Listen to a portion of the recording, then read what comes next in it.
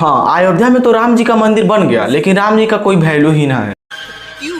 क्या हुई? हाँ बताते हैं, बहुत कुछ हुआ है। तो सब हिंदू राम जी को भगवान मानते हैं, और ये पता ना कौन से हिंदू है कि राम जी को गाली दे रहे हैं। राम जी के तीनों बहनी तीनों रांडी बाजे, तीनों रांडी बाजे, एगो जे आईसी ताईसी एगो आईची नारे। गजब बेइज्जती है। अब तो मान जाओ भाई कि राम जी का कोई इज्जत ना है, क्योंकि लोग राम जी के बहन को गाली दे रहे हैं। नहीं, ऐसा नहीं हो सकता। कह दो कि ये झूठ है। हाँ, हम तो कहने वाले ही थे कि ये सब झूठ है, क्योंकि ये लोग जो गाली दे रहे हैं ये सब मिथिला के लोग हैं, और मिथिला में राम जी का ससुराल है, इसीलिए लोग गाली दे रहे हैं। बात तो सही है।